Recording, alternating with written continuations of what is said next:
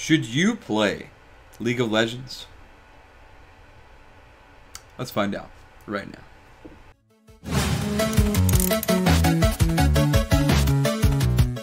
This is not necessarily as much an evaluation of the game as much as a recommendation. Should you play it? And today, League of Legends, a very different game than most people would probably review, especially since this game has been out for 10 years. It was released in 2009 by Riot Games, and it is a multiplayer online battle arena, otherwise known as a MOBA, in which two teams of champions will all have different abilities and attacks.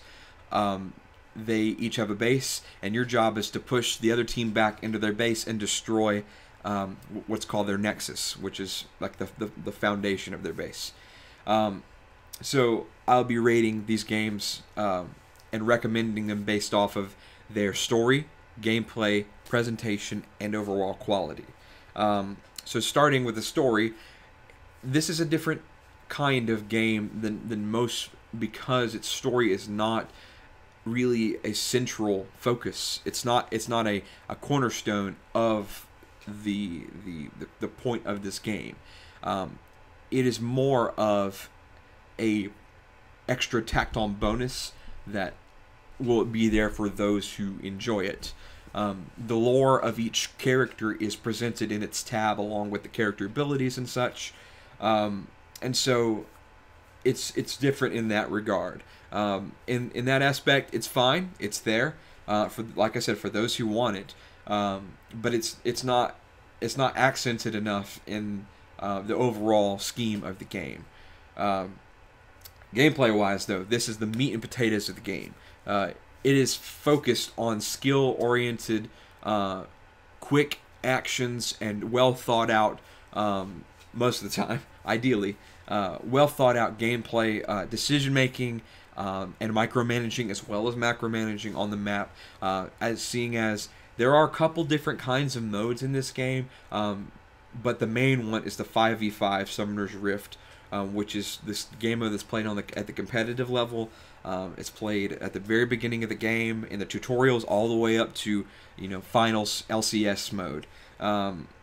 So in that regard, the gameplay is spectacular. It's dynamic.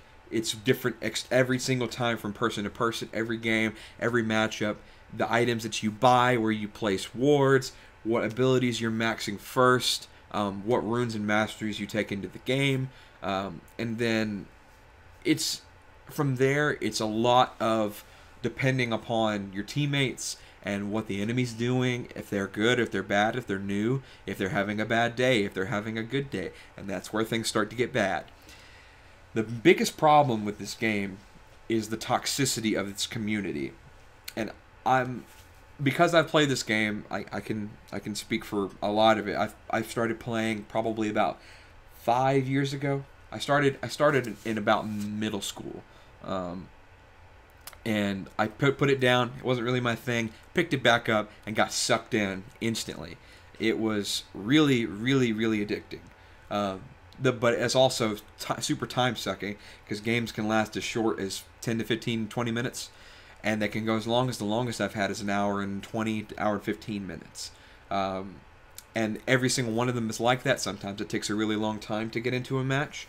It just depends on the day and the hour, just like any other game. But here it's different, because everyone now is assigned to certain roles in the game, and you can pick your first choice, but you also have to pick a second, and you can also get what's called autofilled, where you get assigned to a role that you didn't want, but you have to play it because there's not enough people that want to play it.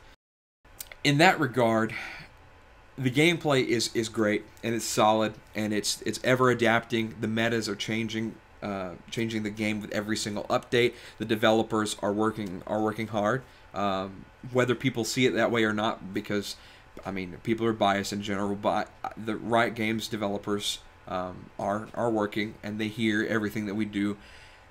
They don't necessarily always act upon it, but the gameplay is solid. Presentation wise, the game is good when it looks good. It's by no means like groundbreaking. It's not developed by DICE. It's not you know, the next Star Wars Battlefront 2 levels of graphic and audio quality design. But the game is solid in that aspect. The skins that you can buy as extra cosmetic items, because once again this game is free to play, and you can use your money to further develop it as you can think of it as donations, which get you a skin. And the skins look great, honestly. They sometimes change the animations that that your character and other characters perform. Some of them interact with one another, and it's super interesting and cool. And I'd say I've spent quite a bit of money on it over the years, and it keeps things fresh in the game, because the gameplay can get stale. Like it as ever changing as it is, there is a meta, like I said, and people will always play certain things because those things in that time period are good, and certain things are bad. Overall, the quality of the game is good. It's fair. It's like I said, it's not groundbreaking. It's something I can't recommend to everyone. I'm not sure I really can recommend it to most people because of the toxic quality of the game. So overall, I can't really recommend the game, honestly. If you're a hardcore like MOBA fan, if you love competitive gameplay, if you love skill-oriented gameplay, then this game is for you, for sure. It's good for big groups of friends who love having fun, who love working together with one another, because that's what this game is designed. It's designed to be played with a team of people against a team of another people, instead of 5 individuals scurrying and playing carries and 5 other people playing carries. It's more about, okay, you're going to be a tank, you're going to be an ADC, you're going to be the support.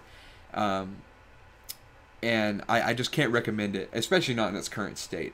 It has dipped over the years, in my opinion. Maybe that's just because it's grown off of me.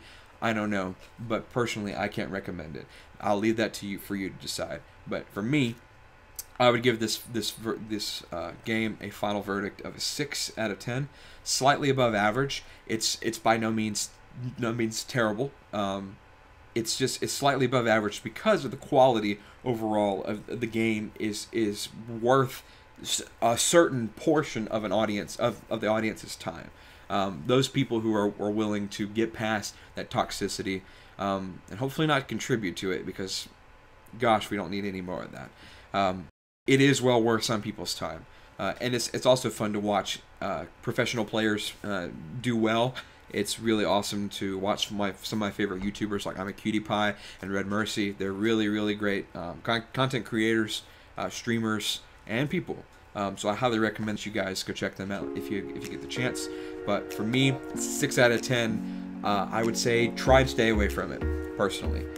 You'll probably be better for it, and there's more games out there worth your time and money. Till then, guys, this has been Major Minus, signing off.